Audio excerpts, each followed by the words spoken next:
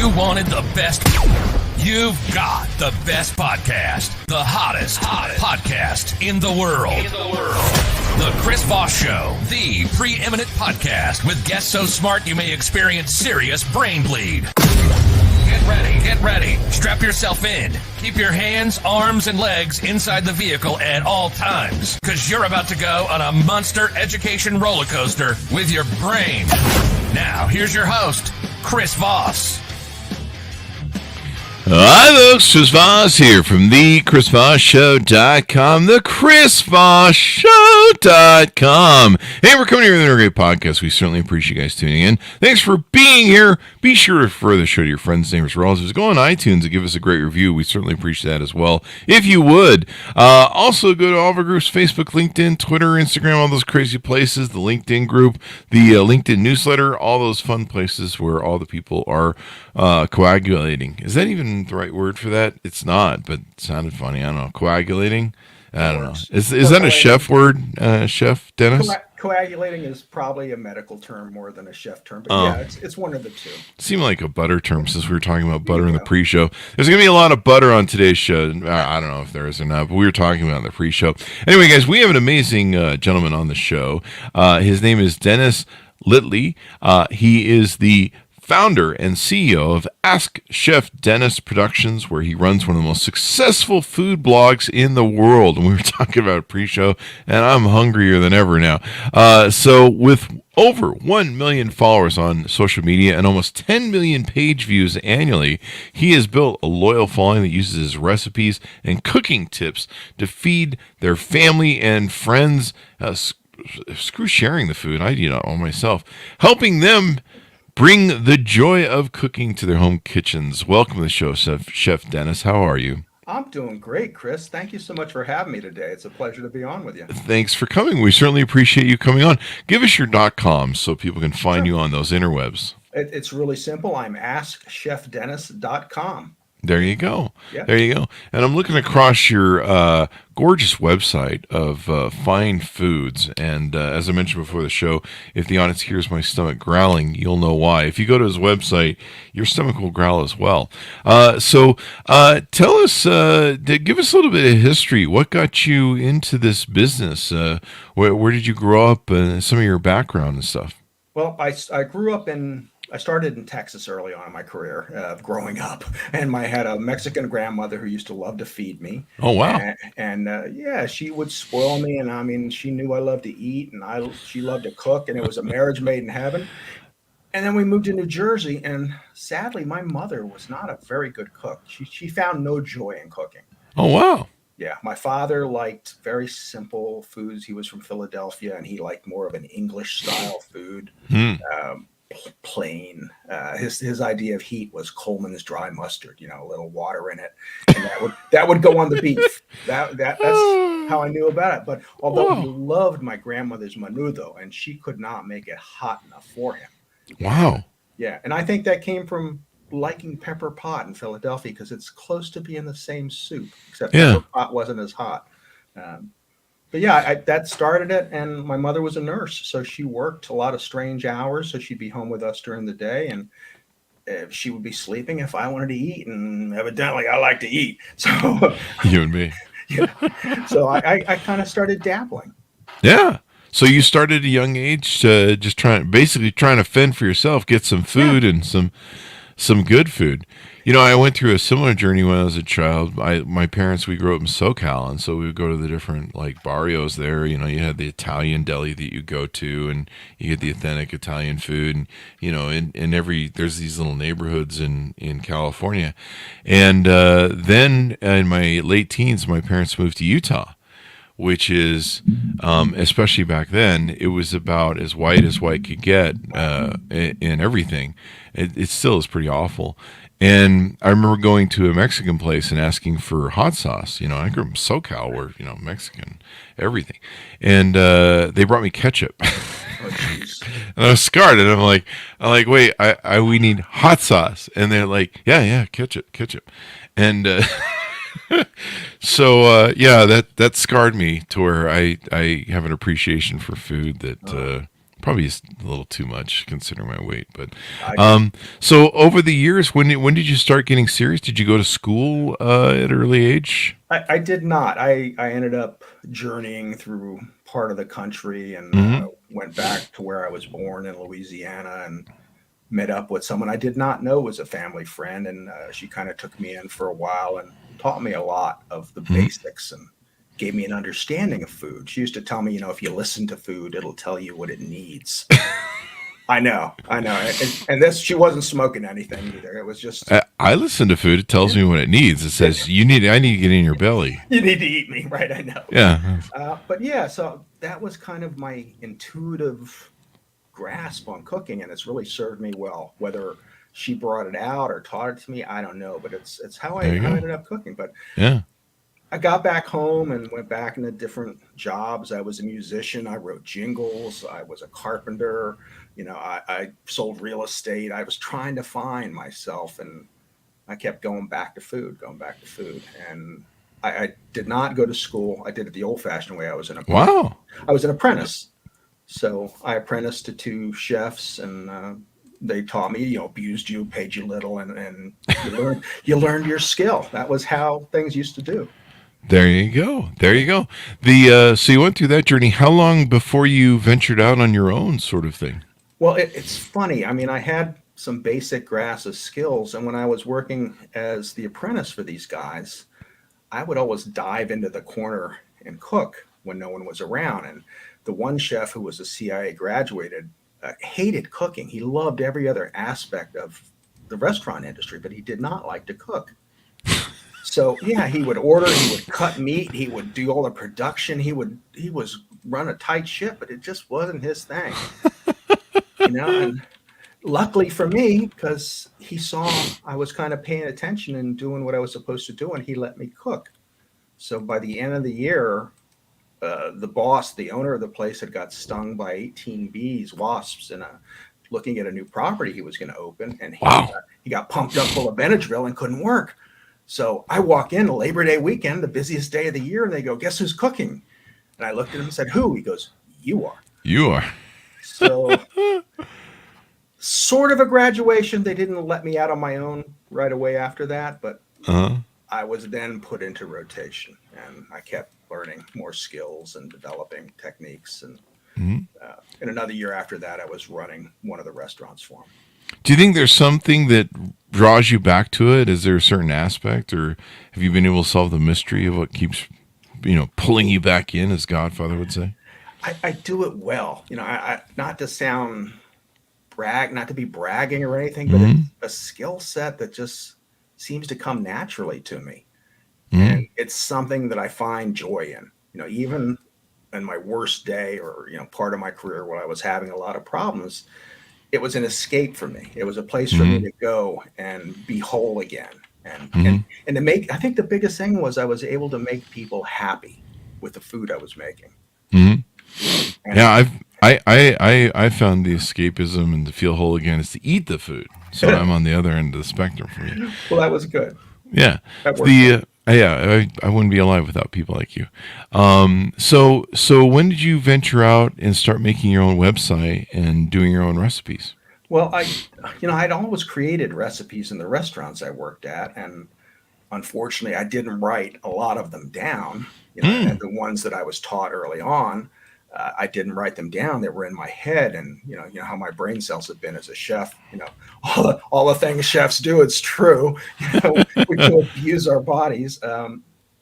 And I went to work. I was beating my body up, and I met my wife, and she was a teacher, and she had off summers, and she had off these times, and I went through my second carpal tunnel surgery on my hand. Oh, wow. I had one on the other hand, and they're saying you shouldn't keep doing this. You should. So I said, well, let me go into management. And a friend said, there's an opening at this school in Flower Town. And I went, oh, Flower Town. I'm not going to Flower Town.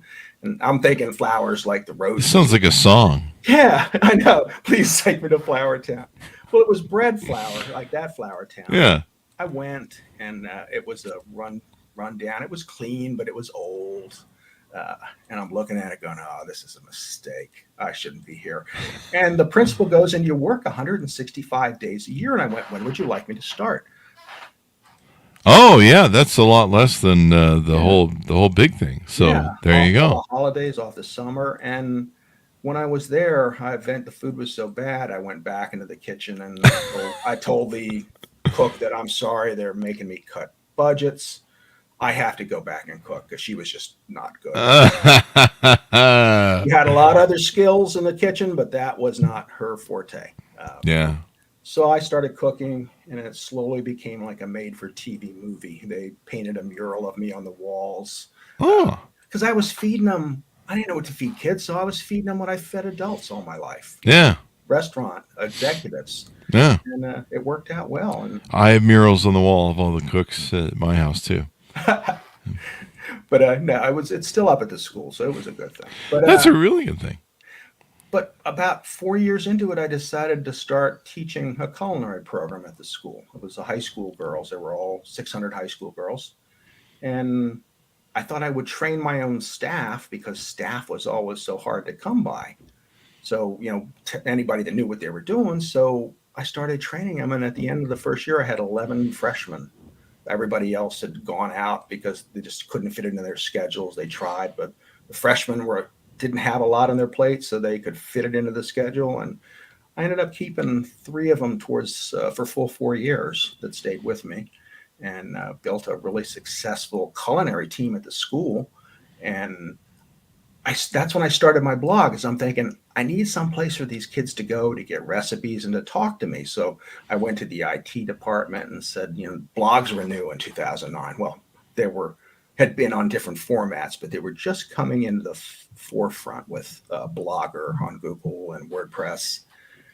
And they set me up on Blogger, and I started writing these awful stories and terrible pictures. And I was a blogger, and it just, the kids never wanted to go to it. They wanted to come in the office and talk to me. But students at the school and teachers started going to it. Huh.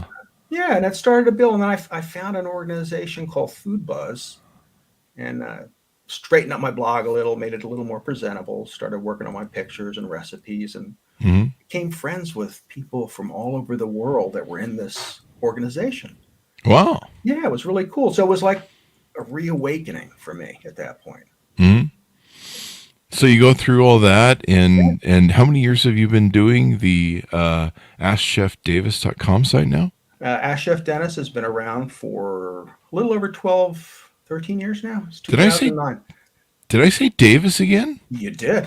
My apologies. Ask Chef Dennis. I'm having a Monday today. I was having our early episode that we did. I don't know. I can't pick up stuff for some time. It must be either on too much caffeine or I haven't gotten enough sleep. One of the two. So you said you've been doing it for how many years now? I started in 2009, so that's 13 years, almost 13 years. Awesome, man. It's kind of a journey to look back on all that history and all those posts, isn't it? It is, and I've either rewritten them, taken new pictures for them, or just gotten rid of them altogether. The early part of the year, the first year 2010 had some really good recipes, and still has my number one post of all time. Oh yeah. Tiramisu. Oh, wow. The best tiramisu. My recipe has been copied many times over the years. Note to self, don't do a show about chefs before you've had something to eat. My stomach is really growling now. Yeah. Tiramisu. I mean, what a beautiful thing that is. We started the Chris Voss Show almost going on 13 years ago. And I still remember the first 2 years, and I was just like, oh my God, this is so much. And you're putting one post in front of the other, and you're just like, oh my God, what do I got to do here? When does this, become something? And now you look back on it, and, it's closing on 5,000 posts, and the YouTube channel's got 5,000 posts. And people are still looking at stuff from like 10 years ago, 12 years ago. I had a bunch of questions come in last week where I'm just like, they're asking questions about stuff that I'm like, that still exists. And and you just look back on the whole grandness of it, and you're just like, oh my God. And then you look at it and you're like, well, I guess I got to do 5,000 more. Well, every morning I wake up and I check my traffic to see how it's been, and I check my revenue to see how it's been, and I go on for the day because I've got a good start to my day. That's always good. That's always good. For the first 2 years, I didn't know anybody was listening to the podcast or looking at the show. I'm just like, I don't know. No one says anything. For like first 1 or 2 years, no one said much. They didn't comment much. I think there was comments on the show because back then a lot of people would comment on blogs. And the Google Analytics was the only reason the way I knew anything was going on. Like I was like, okay, well somebody's here doing something, and clearly there's something going on. You know, nowadays there's you can really tell there's stuff going on. But yeah, the first little while you're like, is this on? Hello? I know. Yeah. So what do you find people love about the website and your recipes and your cooking style that you take and use? In fact, what would you call your cooking style? Do you have one? Do you have a genre that you do? Or I call them restaurant style recipes for the most part, since most were developed in a restaurant, and that's kind of how I still cook. And my wife jokes that, I'm either going to cook for 2 or for 40. There's no real in between because I'm making masses of stuff. But it's easy food. It's not complicated food. I know people don't have time after work to sit down and go through all the motions of creating something that's going to take hours. I don't. At the end of my day, I want to make something that's going to be fast, easy, and delicious. So that's how we cook in the restaurant. We might prep some things ahead of time, but for the most part, I would create one dinner in a pan every time someone came in, one at a time or 2 at a time, maybe if it was the same thing. But that's the style of cooking I do. So you should be able to make 70% or 80% of my recipes in a half an hour. Oh my God, I'm looking at your website here. Pepperoni pizza grilled cheese sandwich recipe. Oh, that's too good. Oh, kill me now. The ultimate pulled pork cheeseburger. I can't pronounce anything. Best restaurant style chicken salad. That sounds good. I eat a lot of chicken because I lift weights. I've been doing that for like the past 6 months or 7 months now. The ultimate grilled chicken sandwich. Wow, look at that baby. Blackened salmon sliders. I love sliders with Asian slaw. Wow. Okay. Easy stuff. I mean, it looks awesome though. I mean, it looks like, restaurant quality preparedness stuff that you do. What is this? Garlic or ginger garlic pan roasted swordfish. Oh man. Wow. That's a winner. That's been one of my better posts too. It's just not a lot of people have confidence with seafood. Yeah. And seafood's really expensive. Yeah. So they don't know. They don't want to try it. It's not hard. The biggest sin with any protein is overcooking it, with seafood even more so. So, that's what a lot of my recipes are for. I always tell people, it's about sourcing good ingredients and then learning a few simple techniques, whether it's searing or braising or roasting, doing it in the oven. And, the protein should taste good on its own with maybe olive oil, salt, and pepper. If it doesn't, then you need to resource your protein, find some better products. But, if it tastes good that way, then you can start having fun with it and trying some different seasonings, put a sauce on it, and make some, but again, nothing over the top that's going to take you, hours to make. And people can say the recipes, share them, print them, all that sort of good stuff. Absolutely. Yeah. The looks like you're connected on Yumly, I guess. There's a share button for it. There's a share button. I am on Yumly. I actually just joined a new site called Whisk.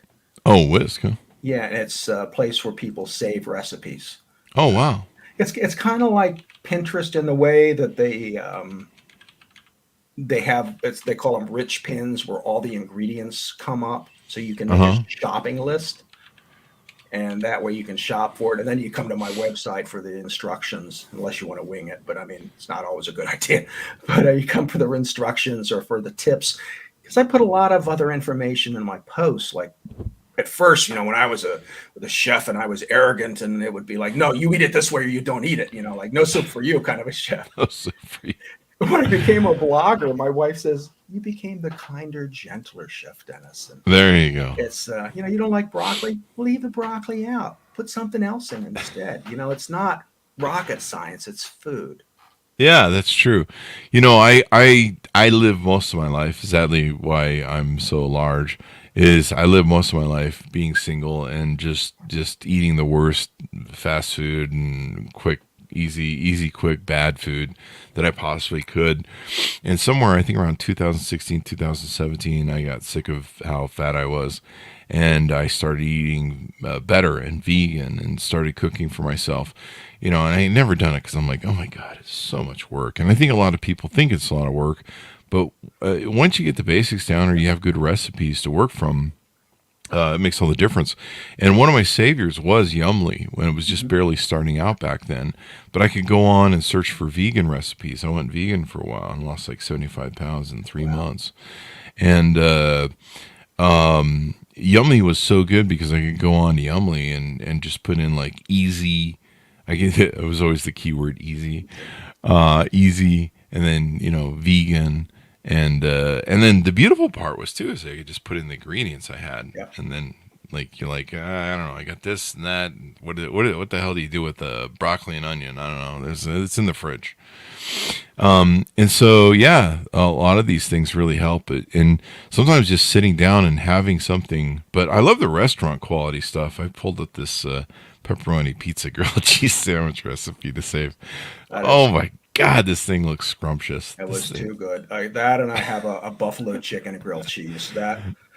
Those were two. Buffalo chicken grilled cheese. That's evil, man. Why would you do that? Because I could. Actually, I made both of those when my wife was away. Because I always make two, and I eat them both. But that's how good they were. It comes home, it's like, where's that stuff? You're like, I had to test it. She yells at me if I make too much fat food and eat it. But she's away, then I pull out all stops. I made fried shrimp one day. I said, "You want shrimp?" And she says, "No." So I said, "All right, I guess I have to eat them all." Then she came back later and went, "Where's the shrimp? I've already ate them. You're too late." That's what women do. They go. I'm looking at your YouTube channel too. So you've got videos up on YouTube and teaching people how to prepare this stuff. Yeah, they're the short. Short videos that everyone loves. I forget the name of them now. Quick and easy. Tasty videos. They're in a minute, but it gives you an idea because I think a lot of times people want to just see if it's doable. Yeah. And the video kind of gives you an idea. It's not going to walk you through the whole process, but it's going to give you some points to look at to see what goes where or how it comes together. And it's a good way to give them some confidence. Say, I can make that.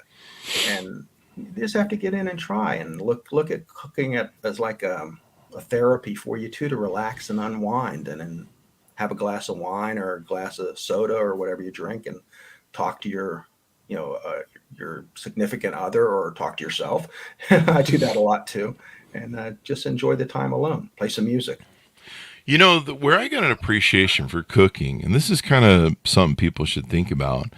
I had a friend, 20 years ago or something, and he'd broken out of a relationship and he was a real mess. And, so, we started hanging out on weekends. He was a photographer and did some photography work for my company. So we started hanging out after his breakup with his girlfriend that he'd been with for several years. And someone had given him a book, and I forget the name of the book, but it was something along the genre. If you want to impress women or get women, one of the best ways to do is to learn to cook. Yeah. And especially nowadays where a lot of younger women, they're not taught some of the culinary skills that they used to be taught in the older days. And it's true. People just kind of, like I did, they lose an appreciation for it. You're like, well, I can go down to McDonald's, which you shouldn't do, please. And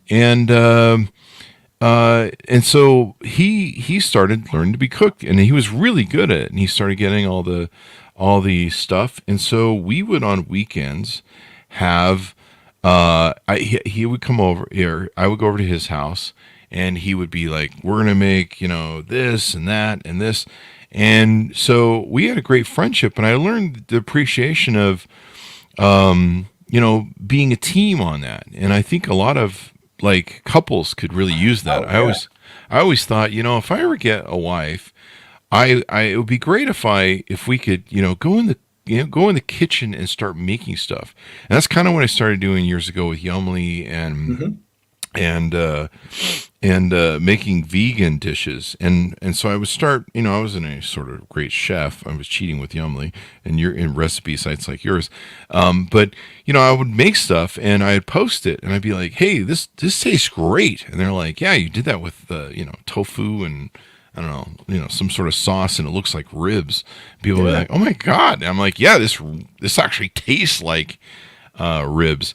And we'd have a whole mess of gals that we kind of had that we knew from our clubbing days. We basically have a whole thing where all of our friends come over. We throw a little party every Sunday, and yeah, it was a great way to impress girls too. But people that are couples and stuff, people don't really do anything. And I think in the old days, like husband and wife teams would maybe work together and stuff, and there's kind of an experience of, I guess that's what I'm trying to say, there's an experience of doing it and making it. And I had another friend who taught me about the concept of breaking bread, and how in the old days you would use yeast and you would make bread, and when you invite strangers over or people over your home, you would do what was called breaking bread with them.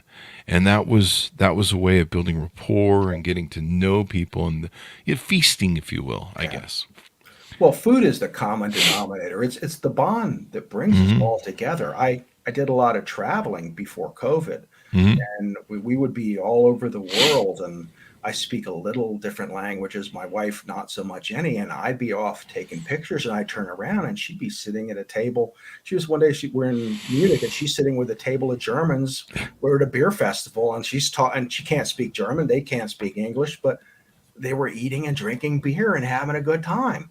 Yeah. And then you try to communicate. Then you find a common bond. So if people with different languages can do it, we've got it all. We've got so much more going for us with people that speak the same language, and we don't do it enough. We don't reach out to friends.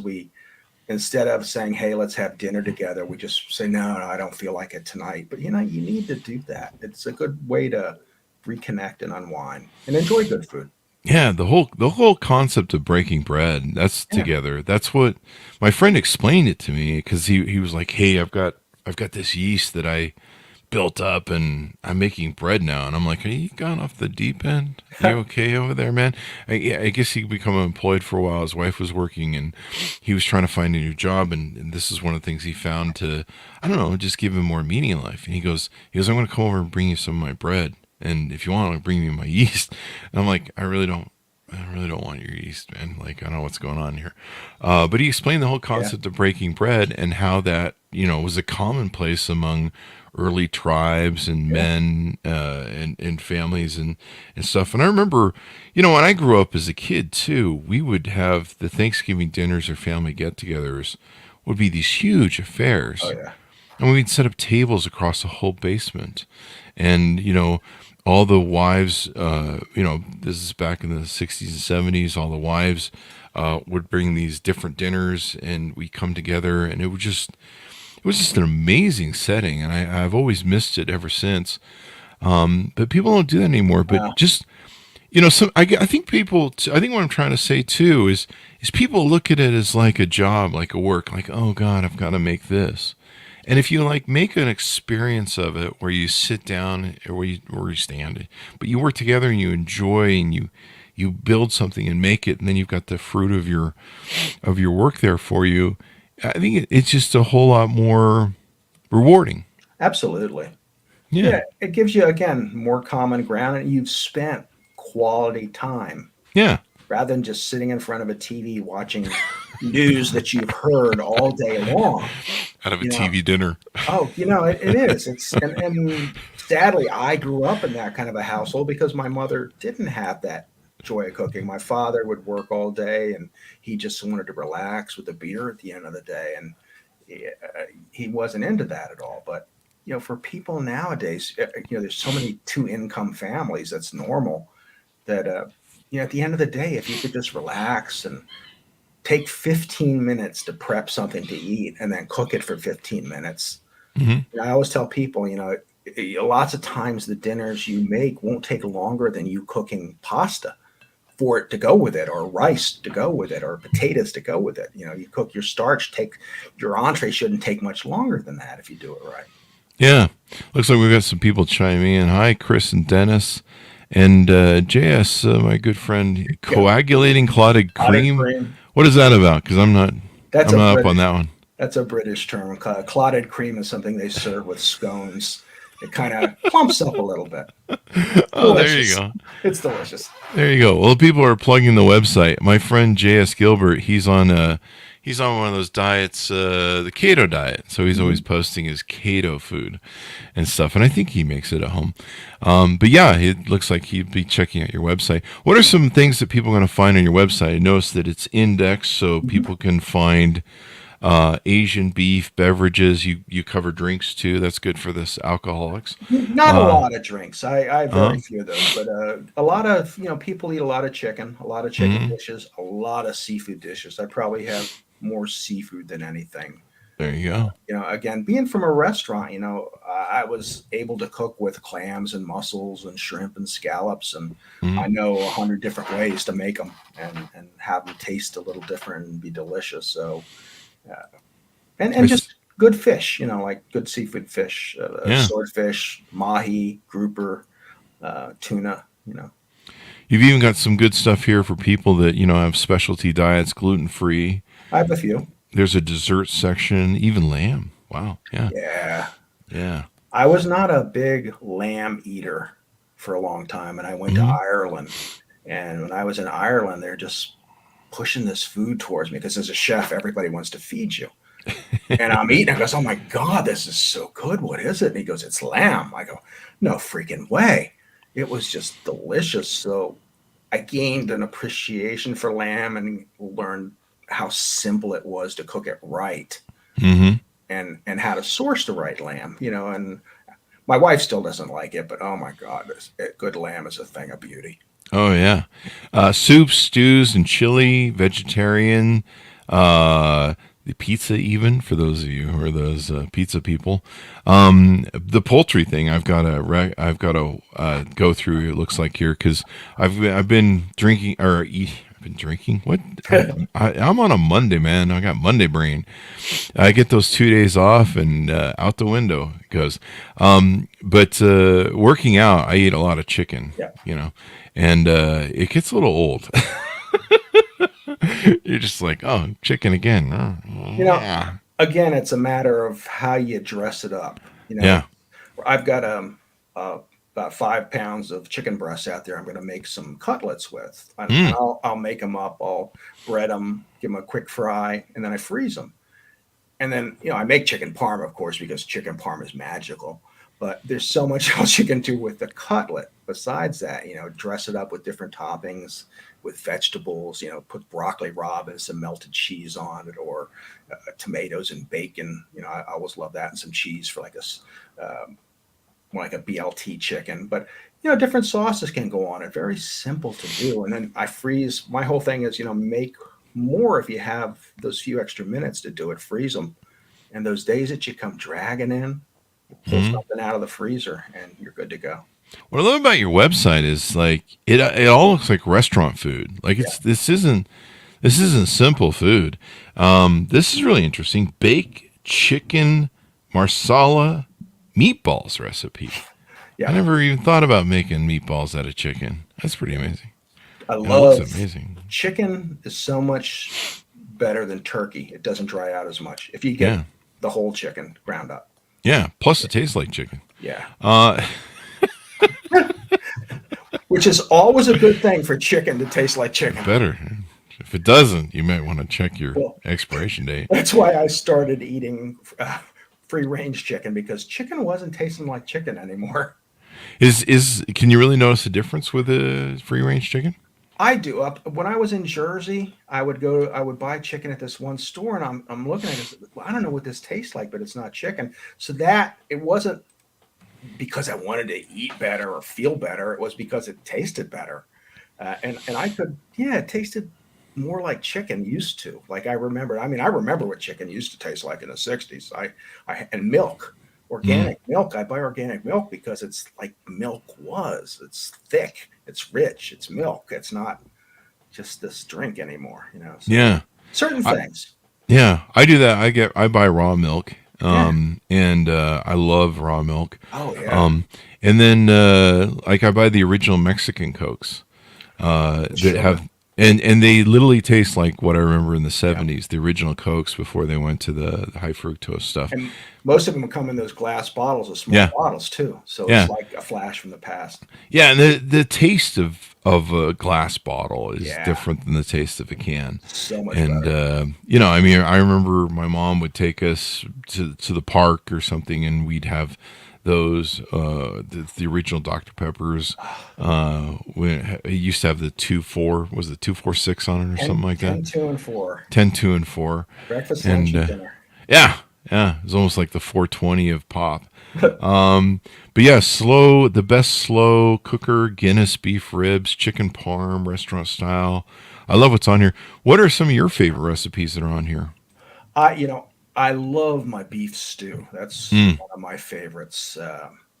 When I make something and it amazes me, that's when I go, wow, that is really good.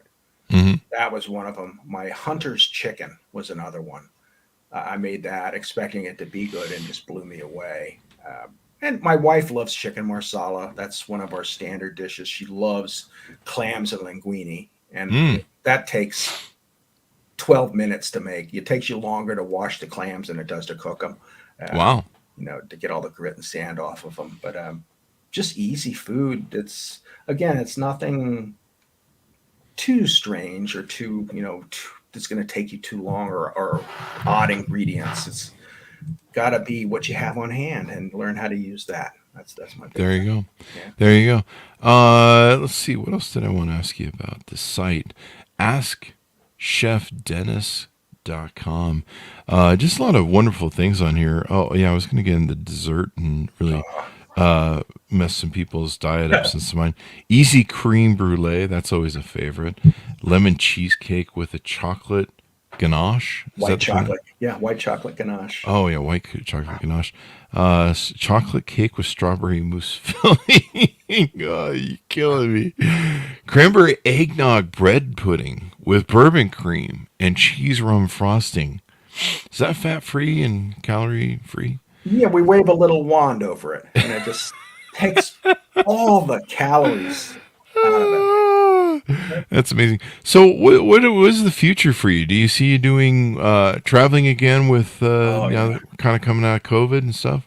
I certainly hope so. I have been I have been missing travel. We would cruise. We went to Europe a lot. It's just, it's a terrible thing to get used to doing something like that. We're in our retirement, or me, I can work anywhere, so it doesn't matter. But we had really gotten into traveling big time and seeing a lot of the different parts of the world, and people were sending me places to write about the food. So I was like, what gets better than that?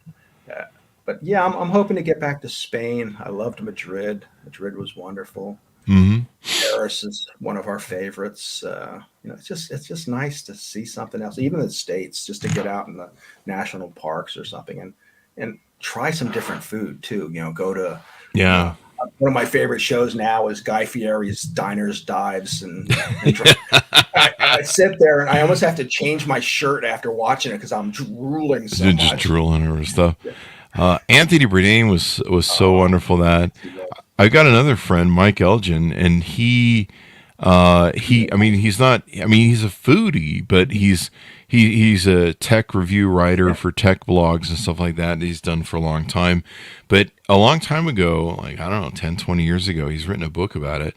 He literally gave up the house and car and stuff, and he literally travels the world, Airbnbs, stays with people, networks. He has all these friends all around the world that him and his wife will stay with.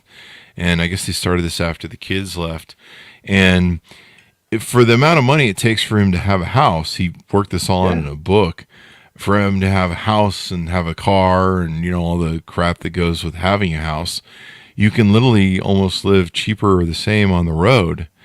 And so he goes to all these different places, and he has all these beautiful photographs, and they break bread together. He does what Anthony Bourdain does. He goes and you'll see these big dinners. In fact, now he started this cool thing where he hosts like getaway dinners. Like I could fly out, you know, for whatever it costs. And you should do something like that. Like go to France and you're like, yeah, everybody comes, buys a ticket, and, you know, you go learn, and it's a whole experience. That would be cool. Yeah, we had started there was going to be a Chef Dennis cruise, and this was getting started when COVID hit, so we put that on the back burner. That, along with I was going to start having bus stop signs. That was my new form of advertising. Oh yeah, I was going to be the new Better Call Saul. You know, it was going to be what's for dinner? Ask Chef Dennis. You know, I remember older Vegas when I used to go to Vegas up until I think they pulled a lot of their stuff down. Well, they sold the Venetian. The Venetian took over their location. But there used to be, when you would go to Vegas, like 20 or 30 years ago, there would be this restaurant, and this guy would be holding like a 10-pound lobster. Did you ever go and see that? I did not, no. And it would be on every bus stop when you go down the strip and up the strip. It would be every freaking bus stop sign, the back of every bus, and it would be this guy just holding this, you know, body, half body, torso size, giant lobster. And you would go there, and it was like, it looked like someplace the mob planned most of their stuff, or the Rat Pack, Sinatra would hang out. You know, everything's, I don't know, you call it pinned red, cushioned, leather dining chairs that you're just like, somebody got whacked in here, I'm sure. And just the greatest food ever. And then I think they got taken over when they built the Venetian and stuff. But and I think they moved someplace, but you never saw the ads again. It was funny. They were just like the place to go. So it was pretty cool. Anything more we should know about you and what you have going on and what's upcoming? No, I keep cranking out recipes and redoing old ones to make them easier and better. I'm on Instagram, I'm on Facebook, I'm on Twitter, LinkedIn, and that's Ask Chef Dennis, Pinterest. It's easy to do. An old friend of mine kind of named me that one day. Yeah, she said, you should be Ask Chef Dennis, and I'm like, really? She goes, yeah. So that was the best move I ever made. Was just making myself my brand. And I spent a lot of time. I think I ran into you on Google Plus back in the old days too. That's highly likely. We were pretty huge back on that thing back in the day, and I was sad to see it go. I was one of the early predictors that it was going to die, and people hated me for a year or two, and then of course I was right. But that was a great thing. I mean, I'm still angry at Gupta or whatever his name was that ran into the ground. He actually ruined my YouTube channel for a lot of years. We used to have a lot of engagement. I mean, YouTube had a lot of engagement, and then he forced people to get a Google Plus account to force them to use this service, and it was just dumb. And then finally they had enough of him. But I'm still angry with him to this day. It cost me a lot of money on my YouTube channel that we were making. It still makes money, but not like it used to. But Google Plus, what a great place that was. I see you got an Instagram, so Instagram is a great place for foodies. Yeah. Oh God, yeah. Oh my God, yeah. I follow a lot of foodies over there, and I'll follow you over there. I know she got some 30-minute meals. That's good for families. I mean, one of the best things I can recommend, I talked about earlier about families and relationships. The best thing people can do, mothers and fathers, teach your kids how to cook. Oh, please. And really enjoy life, because it really is the spice of life. So, I know mothers try and bear a lot of burden and care for their children and stuff. Don't do all the work, get the kids involved, get the kids grating cheese and learning all this stuff. I mean, so much of this stuff is life skills. Yeah. And, you know, I just reached a point with my life, being single all my life, where I just like, I got sick of it. I got sick of eating out. You'd think no one would get sick of that, but I'm just like, I'm so freaking tired of Wendy's and McDonald's and, you know, even some of the low grade restaurants. I'm just like, oh my God, this again. And learning to cook for myself and then being able to flavor the food just provided a richness to my life. And I didn't have to be a chef, but just being able to go, hey, I want to eat something I haven't eaten before. I want to taste something that I haven't tasted before. You know, that's why I used to go to Spagos all the time in Vegas. You know, I love going to restaurants and being able to taste something that I haven't tasted before, that's new to the ancient palate, if you will. And so I think, you know, more parents should do that. Teach your kids culinary stuff. Get them interested in it. You know, get them helping out in the kitchen. That way it's not such a work job, you know. Yeah. And you'll find that they're more open to trying new things if you let them help prepare it. Yeah. If they've got a hand in it and they've got something invested in it, you know, it's a cool, and you'd always tell them, you know, try it 3 times. If after 3 times you still don't like it, fine. You know what it tastes like. But I've cooked a lot of things that I personally didn't want to eat. And then over the course of time, I went, hey, this is pretty good. And sometimes it just takes a while to build up that adventurous palate and to like things. But man, getting them in the kitchen, it's good for them. It helps clear their minds. You know, like I said, it's therapeutic. It really is. You shouldn't think of it as a chore. You think of it as some just happy time. And then I always tell people, if you go into a restaurant and the staff is not happy, that means the chef is not happy. And if the chef is not happy, your food is not going to be as good as it could be. That's true. Here in Utah, we had one of the top, most expensive restaurants back in the day. They were doing a lot of blow evidently in the back of the cookie thing. The food it started out good, and then it became really awful. And you're just like, how much Coke are they doing back there? But it makes you more resourceful. It gives you more tools in life. You know, I mean, at the house, I try different things, and like you mentioned, that adventurous palate. I think I have like 8 or 10 different salts here. Yeah. I have a bunch of gourmet salts. There's some Icelandic salts that I have. I can't remember the name of the company, but they have a few different lava salt versions. I have all sorts of different variations of that. I haven't really gotten into peppers too much, but I love pepper. Just all sorts of seasoning. That's one thing I learned when I did the vegan thing. Yeah. Is like learning to season stuff and having, like you say, an adventure palette of different seasonings and trying to go on a journey. Like, hey, well, you know, what's that? You know, even when I make my eggs in the morning, I'll like, okay, Himalayan salt today. I've got this Parmesan salt. I've got thyme and rosemary salt. Oh yeah. I got some really good stuff that's crazy, and just being able to spice stuff up, give it that added pop, if you will. You can even make some of your own, you know, with just a plain coarse grind salt. You add some of your own seasonings to it and just flavor them up. You know, if you think, oh, I don't want to invest in a bottle or a jar that's $8 or $9, just make a little, see if you like it. It's easy. Just like we were talking about butter before. A big thing used to be compound butters. And a compound butter is just mixing seasonings into the butter or different flavors into the butter, reforming it into a roll, chilling it, and then slicing it down. And then you put that on top of meat or fish, like a slice of that seasoned butter on something, and it just adds a whole new flavor to it. Yeah. The nice thing about making stuff at home, too, is it doesn't have all that processed crap in it, you know? Yellow seasoning number 2 or whatever the hell it is, you know? And all the extra, you know, sugar, and it's amazing. That's when I learned when I went vegan, and I really started dieting hard and fasting. I never realized how much bloody sugar and that high fructose corn syrup sugar is in so much food. Yeah, like it's insidious. Yeah, how much of it? You start reading the labels, you're like. Why do you need corn syrup, sugar, and bread? You know, you're just like, what the hell's going on here?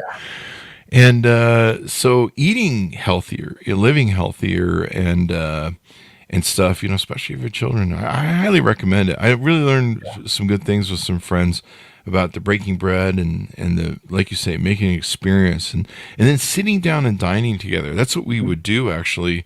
My family did that when I grew up as a kid. It's kind of a lost art with family stay, like you say, sit in front of the TV. But with my friend, I wanted to go over to his house and help him prepare for food. We'd put so much work into the food and preparation, we'd sit down, because we put the work into it, We'd sit down at the dinner table and drink and wine and just relish in the whole production of it. Yeah. So, Europeans take 2 hours to eat dinner. Yeah. And we'll be done in 15, 20 minutes. It takes longer to prepare the food usually than we spend eating it. Yeah. And we got it a little backwards. Things you need to relax, unwind, and we probably wouldn't have half the problems we did if we did that. Definitely. Well, it's been wonderful to have you on the show, Dennis. We certainly appreciate you coming on. Thank you. Give us your plug so we can find you on the interwebs.